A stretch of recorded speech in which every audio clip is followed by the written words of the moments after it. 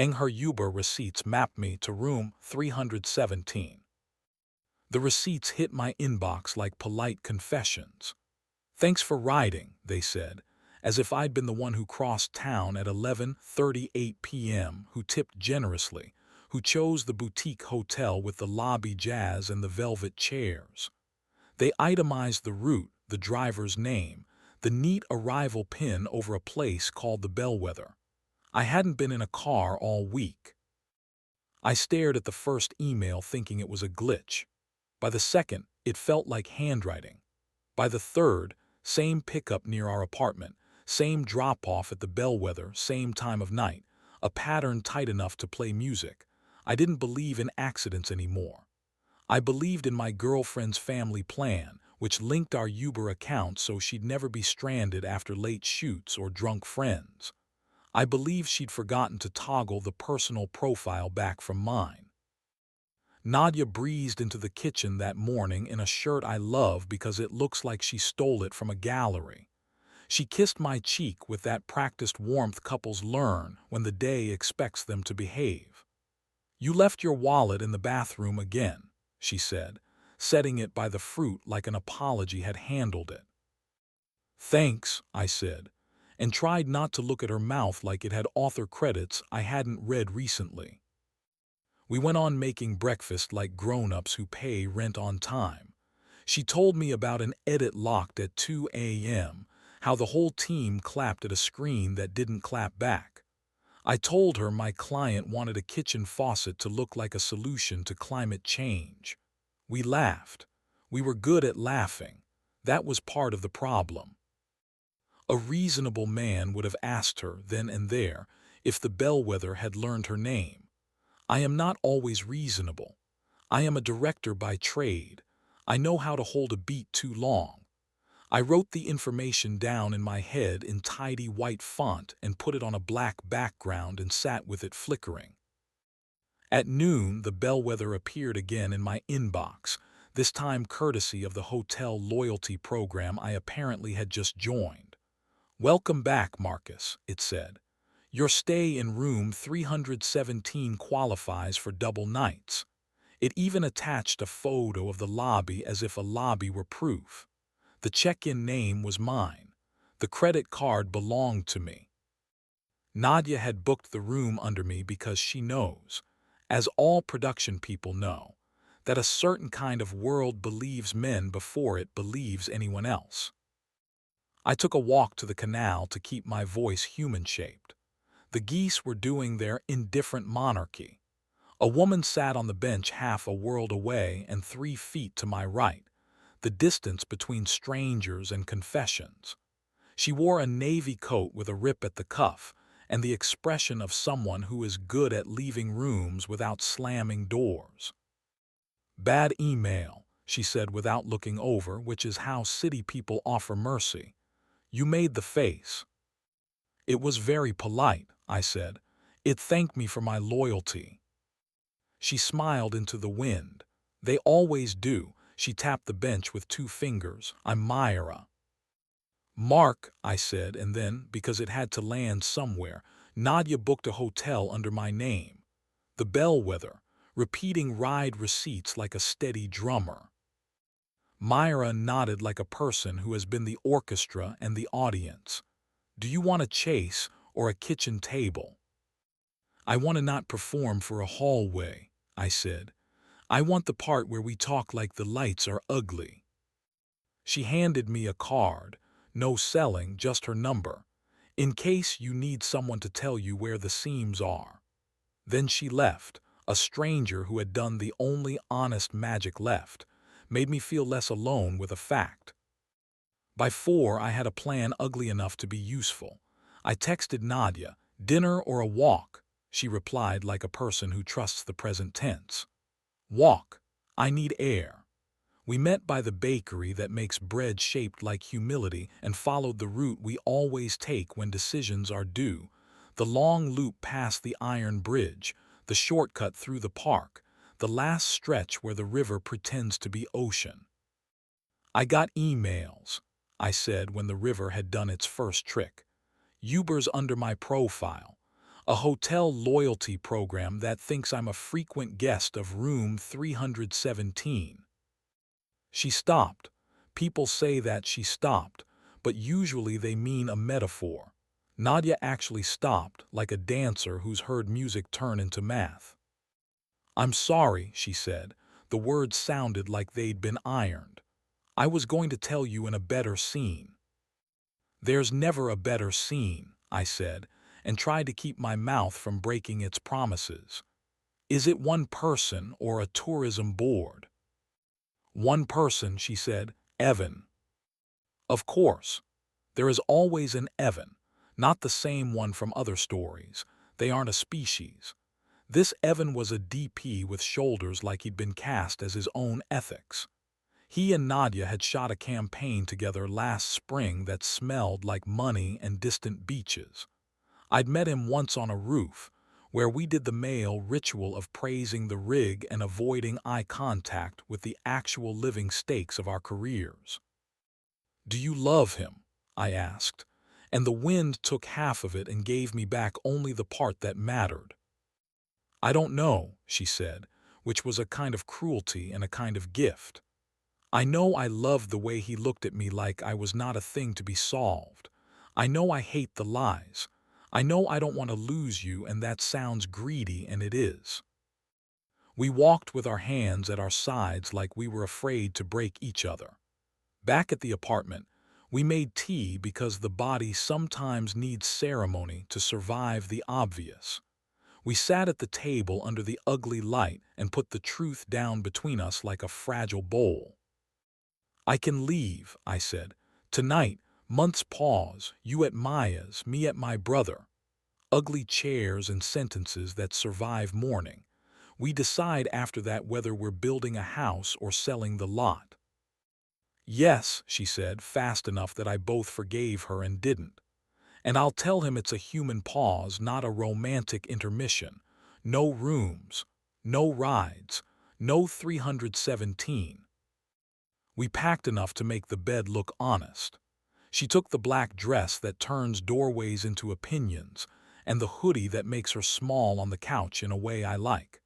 I took the plant, still unnamed, and the white t-shirt she says makes me look like I own my shoulders. At the door, she looked at me the way people look at a friend and a lover and a witness and said, "Can I kiss you without asking forgiveness for it?" "You can kiss me and not use it as bail," I said. The kiss was slow and proud and stopped while it could still be called mercy. My hand slid up under her sweater and found the warm strip above her waist. She sighed into my mouth like the life we'd built was still the room we wanted.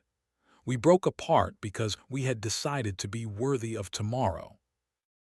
Liam's couch has hosted men like me since before I knew there were men like me. He handed me a beer and didn't ask for a genre. We watched a game we didn't care about to prove our faces could still do normal. At 1 in the morning, I texted the number in the loyalty email. "Please remove me from room 317. It felt like canceling a magazine I shouldn't have subscribed to. Evan texted the next day. "If you want to meet and make me a person instead of a silhouette, I'm at the diner on 9th at 3. The diner was the kind of place that forgives you for ordering pancakes after noon. He stood when I arrived, which irritated me for reasons that have a name. He had a face that would be interesting even if it didn't belong to a man who had stepped into my life at the least convenient angle. "I'm not here to audition for moral superiority," he said, palms up. "I'm here to say I'm stepping back during your month. I'm switching off the job we have together. I don't know what she'll choose. I know I don't want to be the reason she has to be brave in the wrong direction." "Thank you for the adult voice," I said. "Please keep it after this conversation when no one is watching." He nodded. "Do you need apologies from me?" he asked, and it didn't sound like theatrics. It sounded like logistics. "I need you to make it easy for her to be good," I said. "If you love her, love the part of her that hates lying more than she likes flattery." We paid separately like civilized animals. On the way out, the waitress refilled my water and said, quietly, "You too did that well." It almost killed me with gentleness. Therapy was an office with shelves of books that have seen worse. The chairs were unmatched. The water tasted like truth, clean, no additives. I liked being wanted by someone who didn't know my admin passwords, Nadia said. I like being the person in our house who doesn't panic when silence is in the room, I said. We did not compete for suffering. We took turns like people who have learned to use a roundabout without honking. There were walks, because walking makes sentences honest. Myra met me twice, once beside the canal and once under the ugly mural everyone pretends to love. She asked good questions and declined to be a plot device.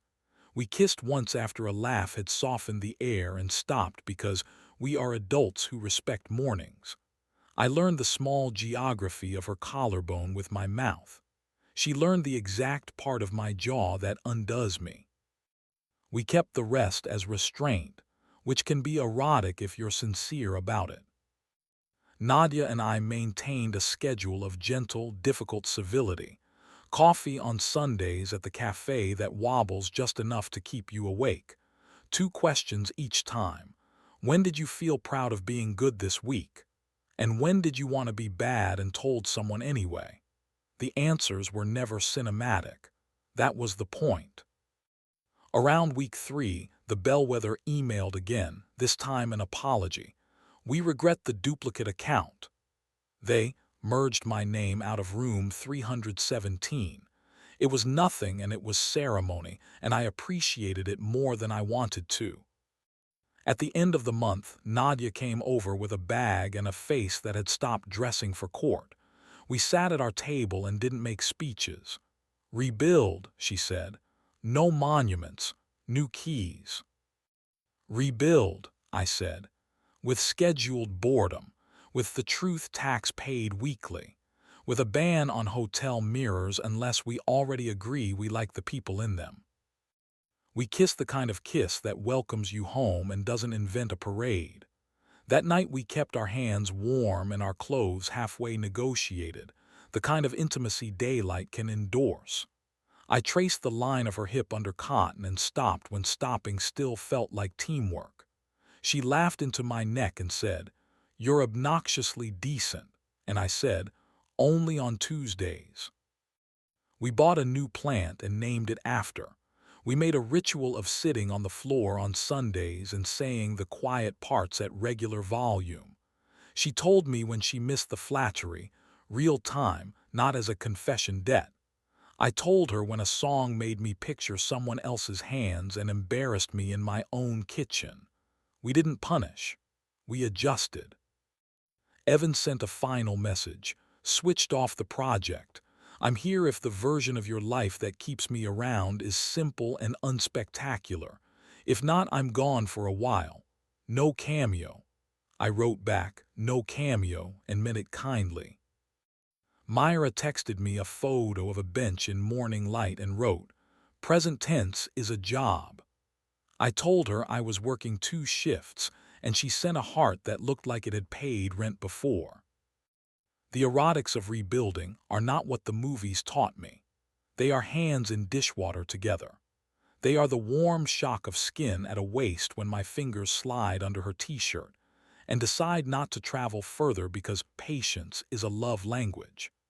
They are kissing in the doorway and stopping because dinner is burning and laughing because dinner is burning, and we're still allowed to be hungry for more than one thing at once. They are Nadia's breath in my ear when she says, "Come closer," and meaning the next week more than the next minute. If you need a moral, the algorithm wrote one for me and then retracted it. Machines will keep trying to narrate your life. They are helpful gossips, but they cannot tell you how to open a window instead of a door, how to sit at a table under ugly light and choose to be decent even when your instincts are auditioning for a different movie. We learned to unsubscribe from rooms we hadn't entered yet. We learned to relabel the ride profile back to ours and mean it. Last night, while we were brushing our teeth, Nadia looked at me in the mirror that has never been a hotel. "We're okay," she said. "We're present," I replied. "Okay is the rumor other people spread." She grinned with toothpaste and flicked water at me like an idiot and then wiped it off like a person who plans to keep this bathroom. In bed, she tucked her cold feet under my calf and I pretended to hate it and she pretended to believe me. We kissed slow with nothing to prove. The city exhaled. The plant named after leaned toward a shy square of light. My phone buzzed on the dresser, probably trying to make a scrapbook. I let it. Then I turned to my person, slid my hand under the warm edge of her shirt, and said the only line that belongs in this scene. "Stay." She did.